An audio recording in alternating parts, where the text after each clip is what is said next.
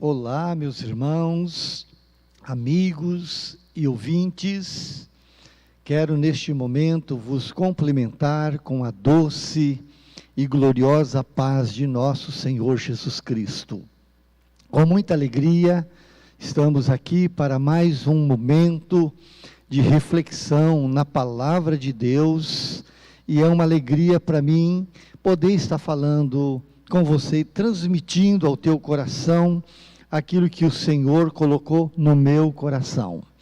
Então eu quero te convidar para você estar atento, porque tenho certeza que o Senhor tem uma palavra para nós neste momento.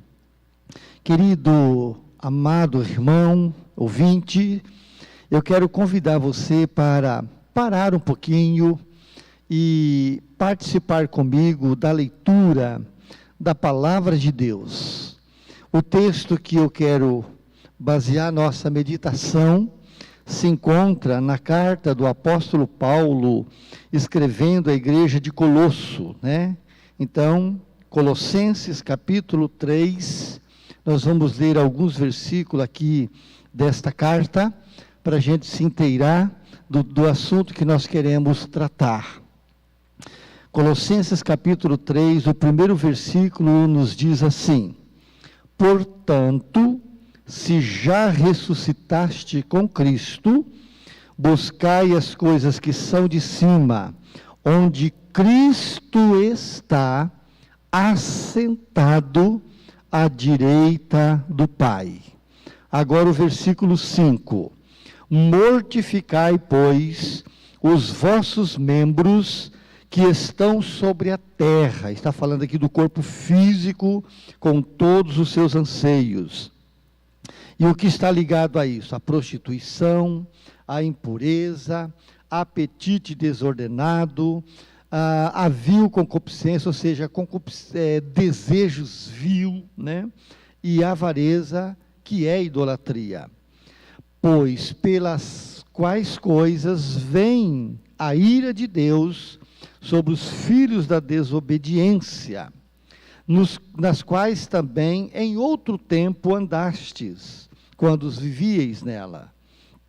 Mas agora, despojai-vos também de tudo, da ira, da cólera, da malícia, da maledicência, das palavras torpes da vossa boca. Não mintais mais uns aos outros, pois que já vos despistes do velho homem com os seus feitos, e vos vestiste do novo homem, que se renova para o conhecimento segundo a imagem daquele que o criou. Versículo 12. Revesti-vos, pois, como eleitos de Deus, santos e amados, de entranhas de misericórdia, de benignidade, de humildade, mansidão, longanimidade, suportando-vos uns aos outros e perdoando-vos uns aos outros, se algum tiver queixa contra o outro, assim como Cristo vos perdoou, assim fazei vós também. Quero ainda adicionar mais 3 versículos na primeira carta de Paulo, escrevendo aos Tessalonicenses, no capítulo 4, o versículo 3. Pois esta é a vontade de Deus, a vossa santificação, que vos abstenhais da prostituição, e que cada um de vós saiba possuir o próprio corpo em santificação e honra, não com desejos de lascívia, como os gentios que não conhecem a Deus. Graças a Deus por esta porção da palavra, essas porções da palavra do Senhor. Pai, faz com que esta palavra, ó Deus, toca profundamente o nosso coração, ó Deus, e que ela venha produzir o efeito glorioso pelo qual ela existe para nossa instrução, em nome de Jesus. Meus amados irmãos, nós poderíamos ler muitos textos quase que generalizando em todas as cartas paulinas e também nas cartas às igrejas, tanto por Pedro como por João, nós vamos ver que este tema, a impureza, esse tema que está relacionado com a vida sexual, com a imoralidade, nós iremos perceber que esta era uma das guerras, era uma das batalhas que foi debatido em todo o tempo em que a igreja do Senhor existe. Queridos, o homem, como pessoa dotada de livre-arbítrio, tem liberdade de escolher o caminho que deseja seguir. Possui condições de escolher entre o bem e o mal, entre o certo e o errado. Em consequência disso, dessa liberdade, o ser humano parece que sempre opta por uma vida no pecado, ao invés de uma existência com Cristo Jesus. E essa situação, ela não tem sido diferente nos nossos dias. O que mais nos preocupa com a vida do rebanho são exatamente essas questões que impera na sociedade, que é a imoralidade, ou seja, as práticas dentro do campo da sexualidade praticada fora de um compromisso de aliança com Deus. Nós enfrentamos essas mesmas coisas. Aliás, não mudou. A mesma preocupação e guerra apostólica do tempo da igreja, ela continua. E eu quero até dizer, sem medo de errar, que um dos principados mais veementes que temos que lutar é este que atua através da depravação moral.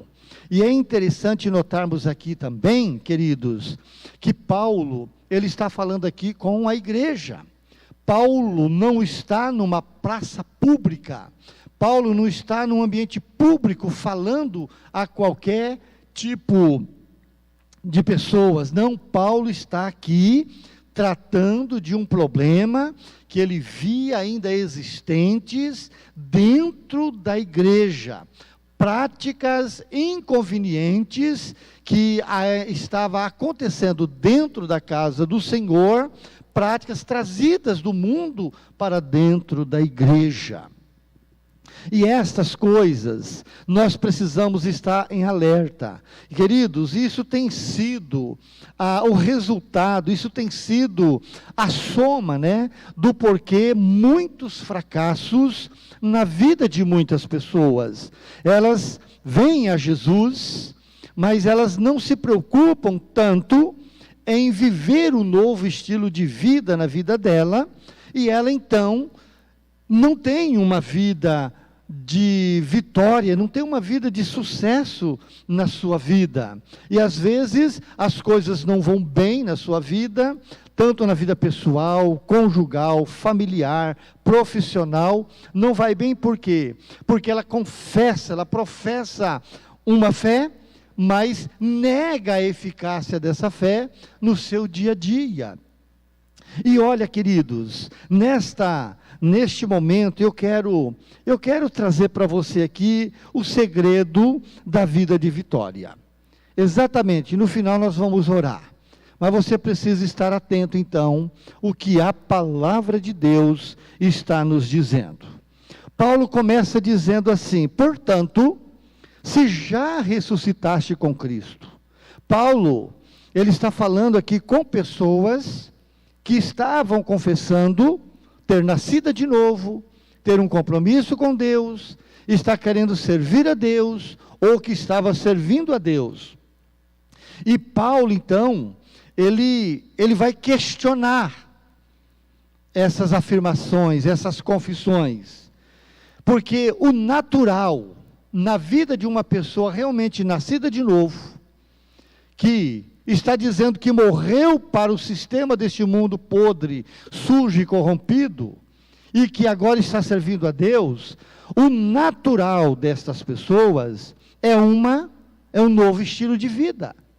É uma vida que condiz com aquilo que está dizendo. E Paulo percebe aqui, e ele vai falar sobre isso, dizendo que os novos nascidos no reino de Deus, os que ressuscitaram espiritualmente de uma condenação de morte para a vida com Deus, o natural desta pessoa, desse cristão, é a busca das coisas que são de cima.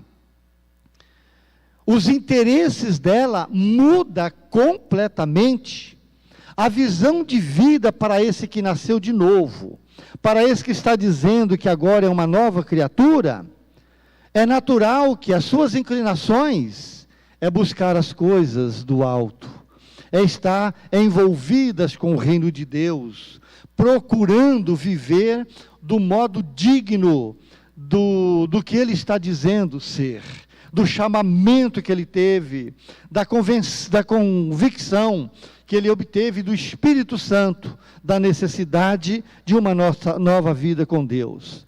Então Paulo, já no primeiro versículo, ele está aqui repreendendo alguns cristãos, e essa repreensão, ela chega até nós, como que se dizendo, se você então é uma pessoa que nasceu de novo, o seu estilo de vida também deve estar mudado, os seus anseios devem ser outros.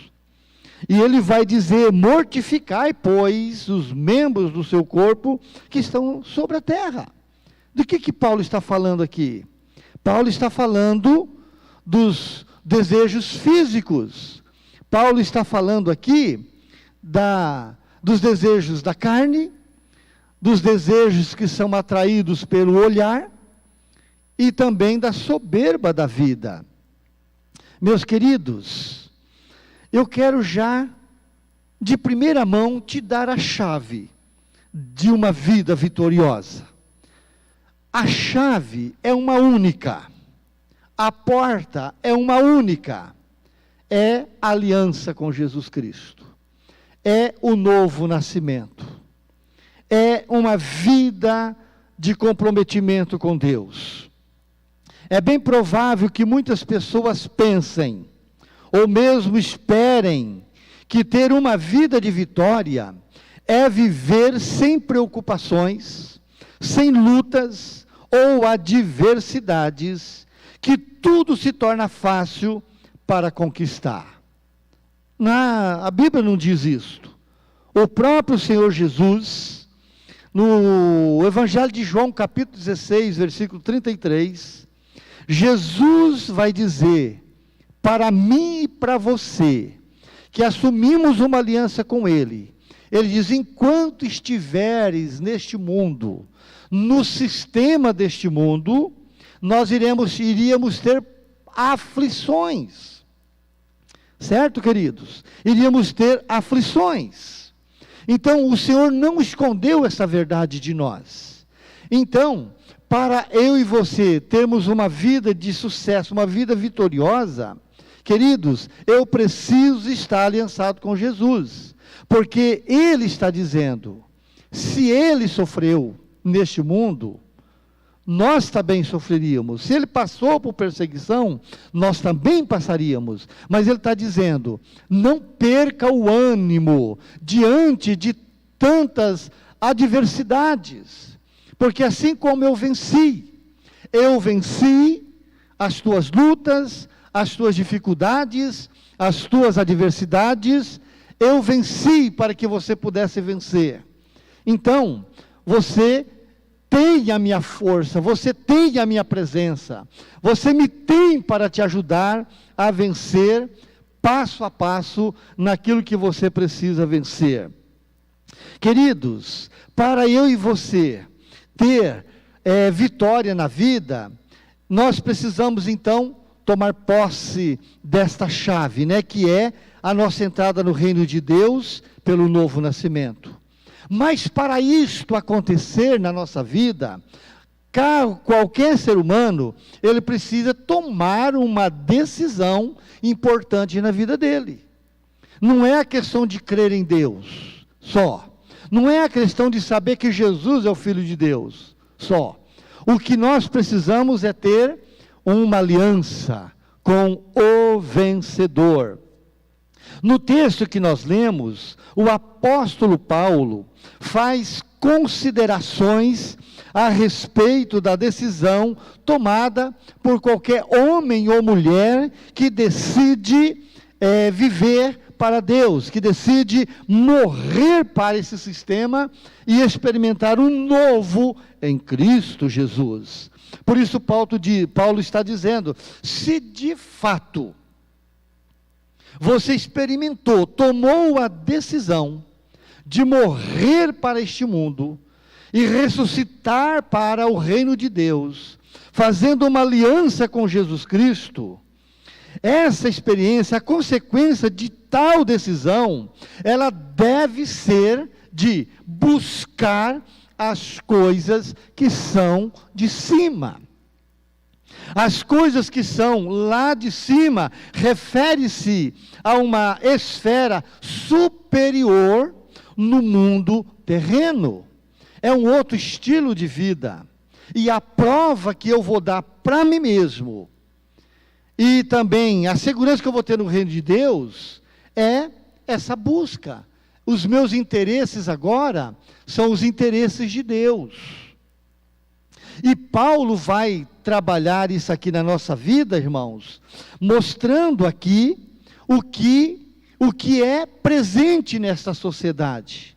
Nós vivemos uma sociedade onde os seres humanos, lá do mundo e até mesmo dentro da igreja, parece que o pensamento todo é voltado para sexo e dinheiro. E essa tem sido uma luta constante para todos nós. O mundo, ele vive isso. Isso é natural para eles. O mundo viver a perversão sexual, o mundo viver a imoralidade, para eles é normal. O que não é normal é para nós. Nós temos que vencer esse tipo de influência. Nós precisamos vencer. E Paulo, ele vai citar aqui que a importância que é ocupar os nossos pensamentos em relação ao reino de Deus. Queridos, é no processo mental que se articulam as ideias que vão dirigir ou determinar as nossas ações. Veja como se dá esse processo. As impressões do mundo externo, eles são captados pelos nossos sentidos, pelos 5 sentidos: a visão, a audição, olfato, tato, paladar. Tais informações chegam à nossa mente, que trabalha para dar uma resposta. É o processo mental que vai articular as ideias, através do pensamento, e dirigir as nossas ações. Neste processo também estão incluídos os sentimentos, as vontades e as emoções.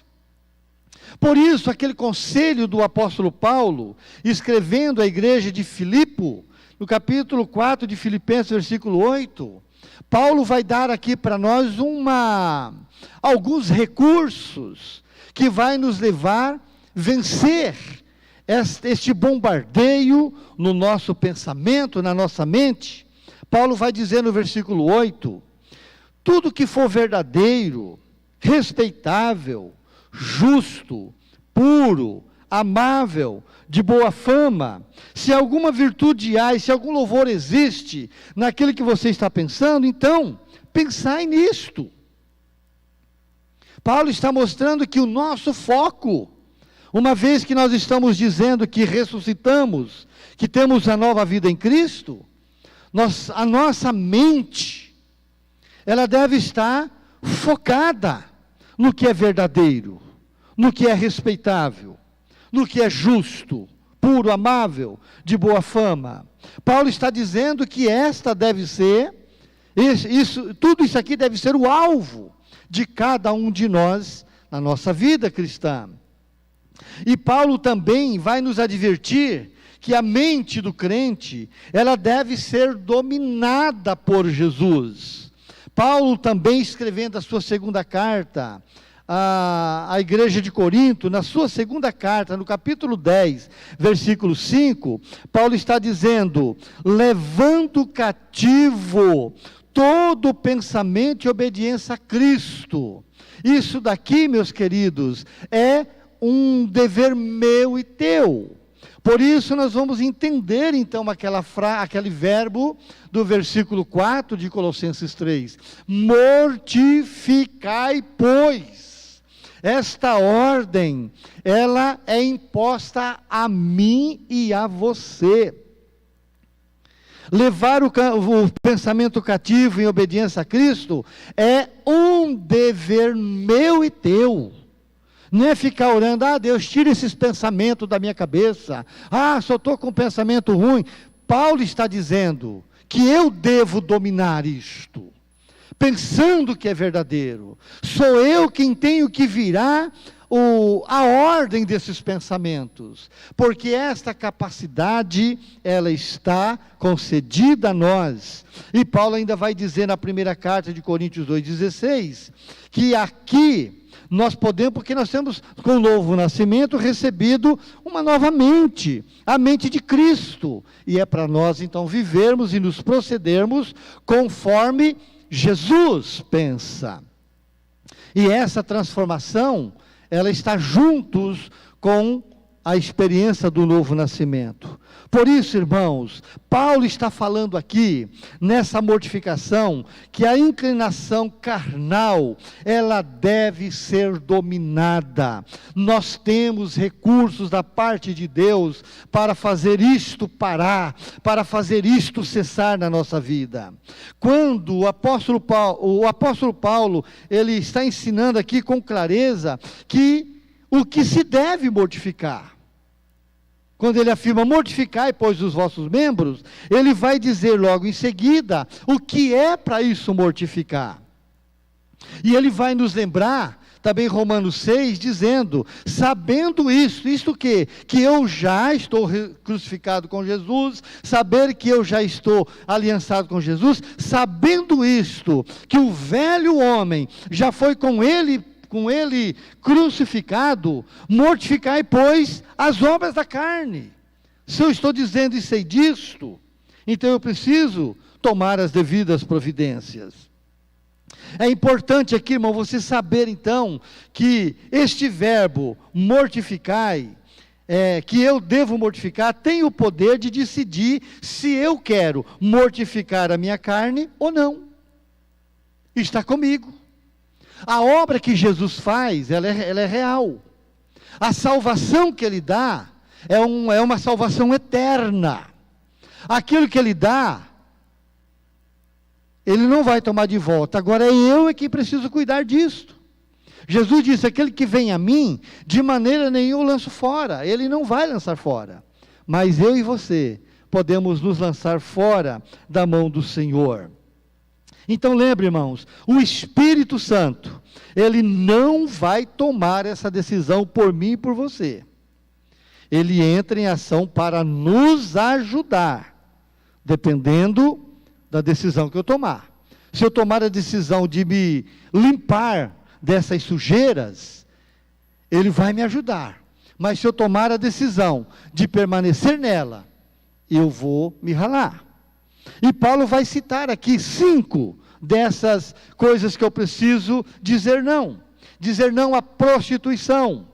Prostituição significa, irmão, no referido texto, todos os pecados na área sexual. Não precisamos falar muito disso, porque isso é um Deus que governa a humanidade nesses dias. Falar em prostituição, todo mundo sabe do que estamos falando. Que está incluído adultério, a infidelidade conjugal, relacionamentos sexuais pelos não casados, a prática do homossexualismo, lesbianismo, tudo isso está dentro do pacote da imoralidade. significa estar com a mente comprometida somente com o sexo. Paulo vai citar ainda, dentro da mesma área, o pecado da impureza. Significa deixar de ser puro, e todos os aspectos moral, na área física, moral e espiritual. Irmãos, a impureza é tudo aquilo que macula o que é santo, o que é puro. Isso deve ser eliminado da nossa vida. E ainda, dentro da lista, Paulo vai falar ainda de um apetite desordenado, que é exatamente o que a gente vê nos meios de comunicação, andando pelas ruas, nos mercados, por onde a gente passa. Gente, esse mal da imoralidade, este mau comportamento da sociedade, como isso tem sido forte nos nossos dias. Parece que os seres humanos hoje só vivem em função de sexo e dinheiro. É um mal que escraviza muita gente, sem ser notado. O apetite desordenado também inclui outras situações, por exemplo, o caso da pessoa não poder parar, também de beber, fumar, prostituir e etc. Não tem controle, elas são entregues aos seus sentimentos, entregues à sua vontade. Quando uma pessoa insiste muito em permanecer no seu erro, o próprio Deus entrega as intenções do coração. E Paulo também vai falar de um desejo vil, de um desejo mau. A vil concupiscência significa desejos perversos, paixões loucas, apetite sexual desordenado, desejo intenso de gozos materiais. Isso tem sido algo terrível nos nossos dias. A paixão, ela tem se tornado um sentimento violento, que em muitas ocasiões não respeitam e nem nenhum princípio ético. A paixão é um sentimento de pouca duração. Ela chega e sai, e muitas vezes ela sai com violência. São desejos fortes, incontroláveis, que faz as pessoas até agirem impensadamente. E a maneira certa de enfrentar este mal, claro que é uma vida de consagração, oração, meditação na palavra de Deus.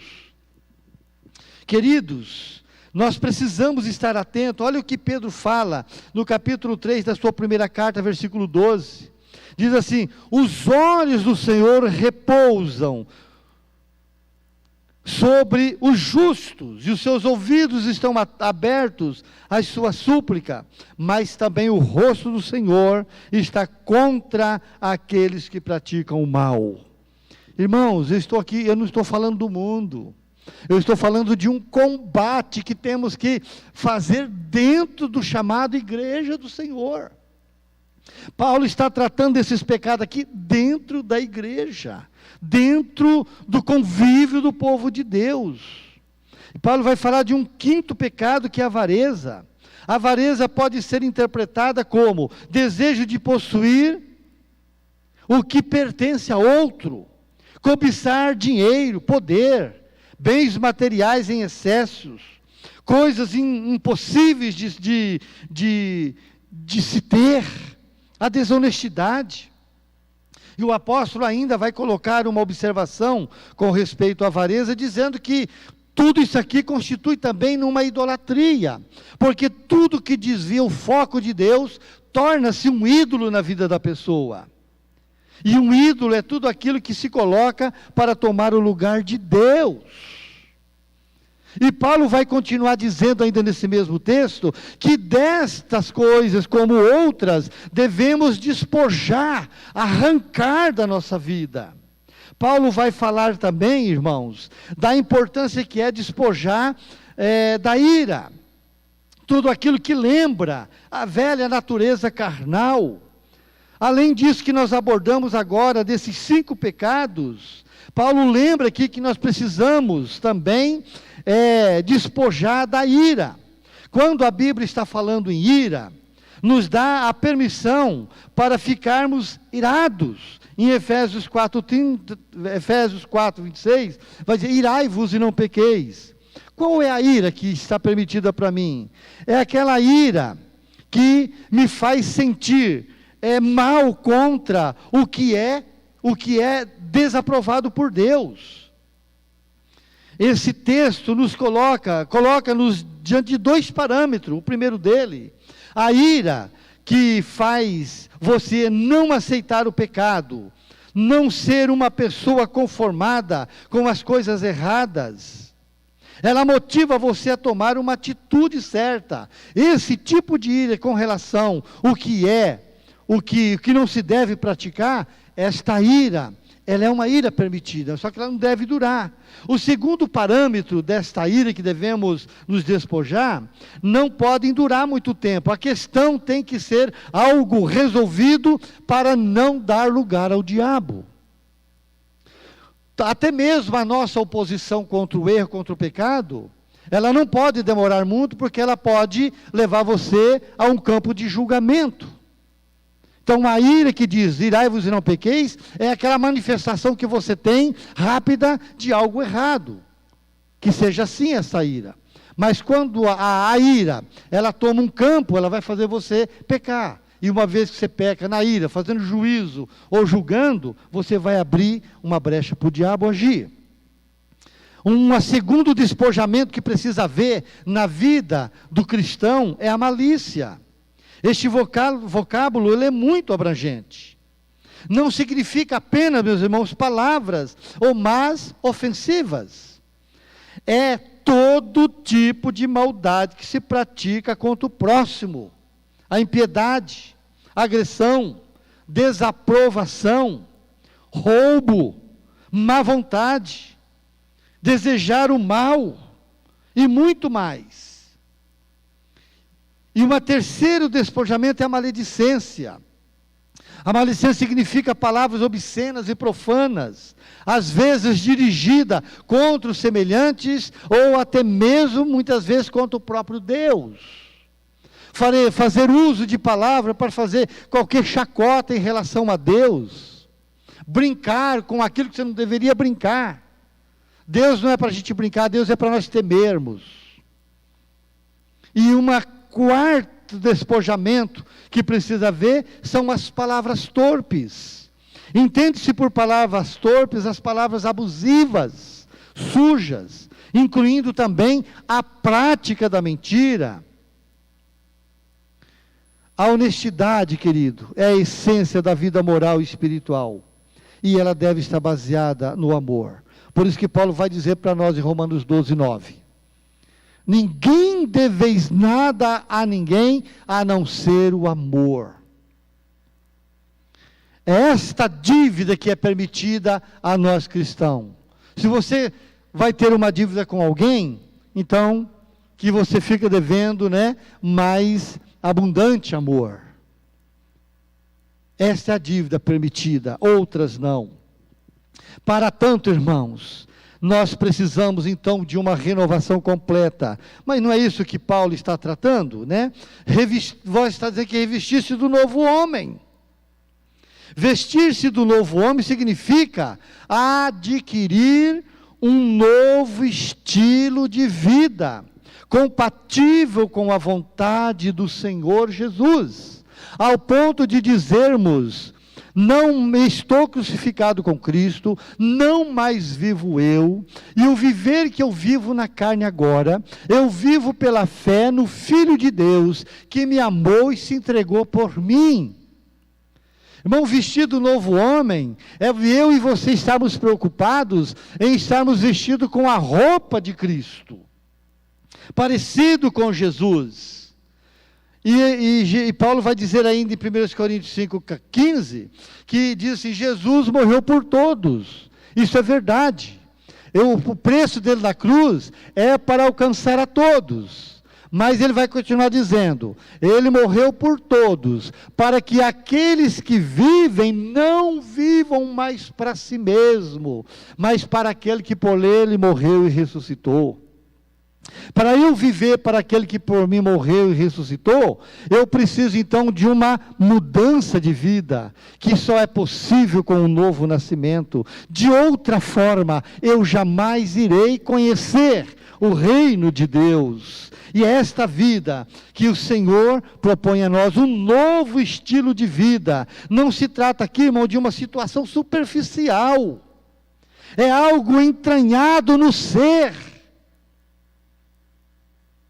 que faz parte da minha vida.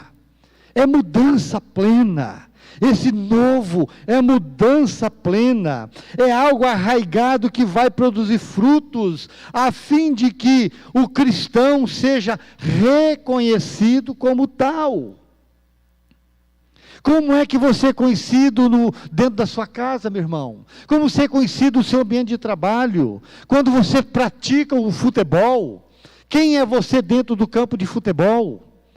Dentro do campo de futebol é o melhor lugar que você tem para você tirar um termômetro da sua vida. Quem é você, meu irmão?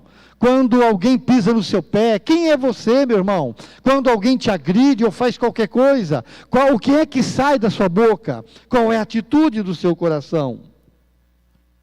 Esse novo vestimento, irmão, fala de um vestir de amor. Revestir significa vestir novamente. Só o verdadeiro amor entranhado no ser do cristão é que concede a ele a condição de perdoar o ofensor, apagar da sua mente as provocações, desfazer qualquer sentimento de ira, rancor e o ódio, ter misericórdia de quem te machucou, de quem difamou a sua família. Mas quantos crentes têm dificuldade de liberar perdão, às vezes para o filho, liberar perdão para o cônjuge, quer se vingar. Que natureza de Cristo é essa que você diz ter, se você não consegue perdoar e amar, assim como Ele te perdoou? Ou somos maior do que o Senhor? Ou somos maior do que aquele que pagou o preço da nossa vida? Que tipo de cristão somos? E aí, irmão, por que de muitos sofrimentos? Na verdade, muitos crentes estão passando por fases difíceis, por falta de observar certos aspectos da vida cristã. Paulo está dizendo, se você já ressuscitou com Cristo, você está dizendo que ressuscitou, então, a vossa vida está escondida com Cristo em Deus. E se a sua vida está escondida com Cristo em Deus, ela tem um resultado. Que coisa linda isso, irmãos. Vale a pena ser cristão. Paulo começa a dizer, a minha vida está escondida com Cristo em Deus. O escondido aqui, irmão, não está no sentido de proteção, como a minha vida está protegida por Deus. Não, é muito mais profundo. A minha vida está escondida com Deus. Este versículo revela num sentido de que há algo misterioso para a minha vida, de algo de espetacular, transcendental, que ainda não foi manifesto, e eu creio, aleluia, eu creio na imortalidade e na vida eterna. Paulo está falando que a minha vida está escondida com Cristo em Deus, para eu desfrutar de uma vida eterna com Ele, no reino dEle. Paulo não está prometendo aqui uma vida sem problema, aqui não. Pelo contrário, aqui o ensino de Paulo é essa, todas as coisas vão contribuir para o bem daqueles que amam a Deus. Oh, irmãos, precisamos reconhecer a grandeza de Deus para alcançar a vitória. Encontram-se na Bíblia várias expressões de homens que foram usados por Deus, alcançaram vitórias, e que sempre reconheceram a grandeza do poder de Deus na vida dele. Por exemplo, João Batista, quando diz, convém que ele cresça e que eu diminua. Isso é reconhecimento da grandeza de Deus. A autoridade divina de ser reconhecida sobre todas as coisas. Deus falou para Josué, não te assombres, eu te darei, jamais te deixarei, jamais te abandonarei. É nisso que eu devo focar, que nós devemos focar na nossa vida, meu irmão. A vitória do crente já está garantida. O que nós precisamos é voltar inteiramente para Deus. É tudo isso, toda luta, toda adversidade e tribulação que o cristão enfrenta aqui na terra, nada se compara ao que o espera na eternidade com Cristo Jesus. Esse deve ser seu foco, meu irmão. Você está sofrendo, querido? Será que não é importante você ver por que você está sofrendo tanto? Porque, na verdade, como foi, né, o tema da nossa mensagem nesta ocasião, que o segredo da vida vitoriosa, ela está em você ter uma vida que condiz com aquilo que o Senhor Jesus te propôs. Então avalie a tua vida, como está teu pensamento, no que ocupa mais a tua mente. A sua mente, ela está voltada para Deus ou está voltada para sexo, dinheiro? Como cristão, eu e você devemos estar voltados para as coisas do alto. Eu quero orar com você agora, meu irmão. Minha irmã, repete essa oração comigo, se você estiver disposto. Diga: Pai, eu reconheço que eu estou colhendo muitos frutos amargos na minha vida, porque eu tenho deixado de buscar as coisas do céu, buscar ao Senhor na minha vida.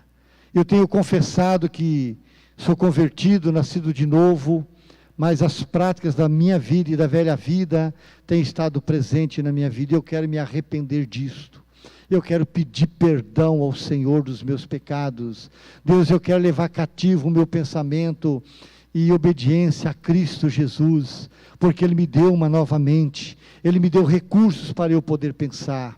Então eu quero me arrepender de todo o mal que eu tenho praticado, e eu quero voltar para o Senhor neste momento, me arrependendo, meu Deus, para desfrutar de uma vida vitoriosa, que é aquela que o Senhor tem para mim. Deus, eu quero pedir perdão, porque eu preciso ser curado, eu preciso ser liberto, eu preciso ser transformado, e a minha transformação, Deus, ela está relacionada com a prática de obediência e quebrantamento no meu coração. Por isso, Pai, eu me entrego, eu me arrependo, eu me quebranto diante de Ti, e eu peço ao Senhor: perdoa-me, Senhor, perdoa-me em nome de Jesus. Eu me arrependo dos meus pecados e dos atos que eu tenho praticados, que não tem sido aprazível ao Senhor. Portanto, meu Pai, em nome de Jesus, eu me rendo e me converto novamente ao Senhor, e me volto ao Senhor, que é o único que pode me perdoar e mudar a direção da minha vida, em nome de Jesus. Que Deus te abençoe, meu irmão. Pensa nisso, reflete nisso, para se descobrir, para você não perder as bênçãos de Deus para a sua vida. Deus te abençoe e até o próximo momento. Fiquem todos na paz do Senhor Jesus. Amém.